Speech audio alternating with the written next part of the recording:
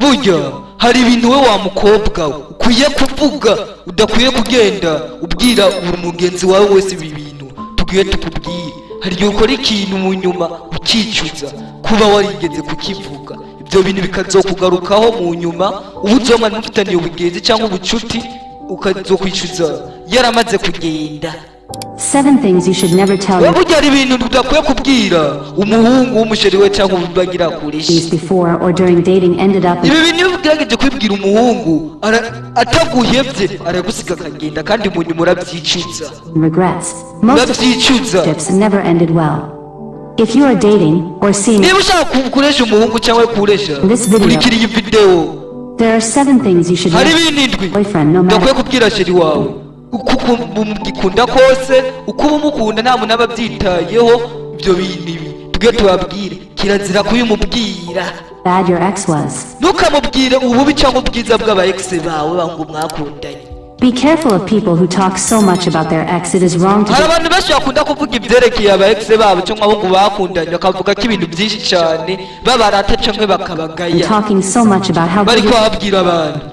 if he was that good, why didn't you marry him? iyo mubwiye ati ngo je umu ex wanjye nari mfise ngo yari myiza cyangwa yari ameze neza, we umuhungu arijya kubaza ati none niba ari uko yari ameze ko mutashaka mushingirane ko mutagumanye And then stay with him. Some others are good in saying bad things about their ex. burya hari ibintu bibi umuntu akunda kuvuga abibwira aba ex bidakenewe. You stay with him for that long? mugihe umubwiye ati umu ex twavanye ngo nawe yari mubi cyane akubwira ati kuki iki gihe mutaguma kiya gihe mwagumanye byo byarabikubaza uvuga ati none ko ubu ugiye kubibona tugumanye mwarakundanye muca muraheba nta minsi mwamaranye ho iyo minsi wayibonye ryari gute utaciye muvana. hari igihe muri uwo mwanya uhita ubura ibyo umubwira aho ababonye yuko nawe niyo mwaramuka muhebanye cyangwa muvanye tukivuga ati bwabo ndi umukobwa niyo ibintu twaciyemo byose azobivuga. You talk down. wamaze kubona yuko uri umuntu ukunda kuvuga buri kintu cyose ugumuvuga vuga. Any of these will make a man doubt your commitment in the relationship. Number 2. icya kabiri, Tell him the men you've slept with in the past. ntukabwire umuhungu cyangwa umusheri wawe abahungu mwaryamanye.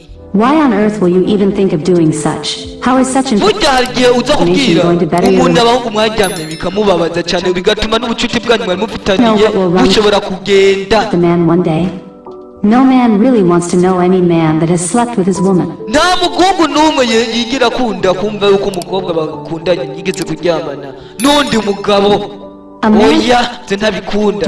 if he knows that you aba yiteguye neza umwanya n'umwanya Wow. kugusiga akagenda ubwo bugenzi akabuheba Ended up with- ukaba yumva uri ndangare n'ibyo nene wabikora Don't- uzobyicuza. codes.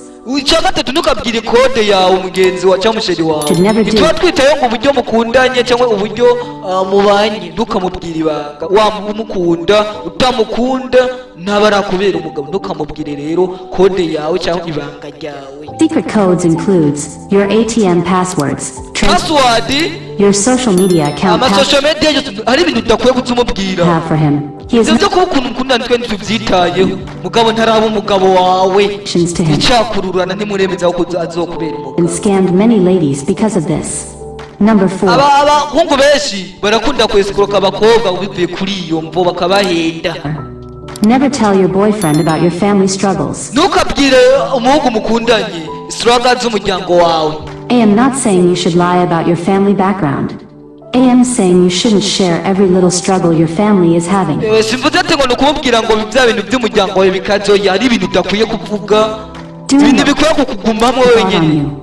Every family is going through one struggle or the other. abajyango yose irajya mu ngorane nta muryango uri mutajya mu ngorane. Exactly. urazi ibyo ni ibintu bisanzwe Never ubwo ari ibintu udakwiye kugenda uvuga mibara ubwira umuntu wese cyangwa ubwire umuhungu mukundanye umubwira ngo intege nke z'umuryango wawe oya nawe ubwenge ntuzigere ubwira umuhungu mukundanye.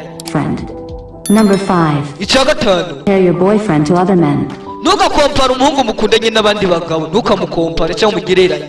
The worst thing a woman can do to a man is to compare him with other successful ati ibi bintu abakobwa benshi bakunda kubikora bagakompara abagabo babo n'undi mugabo mu gihe ati ujya mugabo aratwika ararenze arakaze kukurusha oya nibyo bintu men. si byiza kubibwira kubimubwira niba warabikoze Everyone has ibyo his, ibyo wakoze atari byo. except he is very lazy and not committed in growing financially. You have no right to compare him with other men. Ni byiza kuba umugabo wawe cyangwa umushyiri wawe utamukombana n'abandi bagabo kubera ko Because there are other women too hari abandi bagore benshi kandi beza that are better than you too. bakurusha ubwiza. Number 6. aba yararetse kujya gukundana nabo barababizi ko bari beza kukurusha akabihoza kumubwira ati ujya mugabo arakurusha ubwiza cyangwa kurusha imitagato y'ijambo rimwe abavuga ati nanjye nawe hariho benshi bakurusha ahubwo sinzi impamvu nanaguhisemo abaronse n'inzira yo kugusiga akagenda. Number 6. icya gatandatu On his physical looks. ntugashire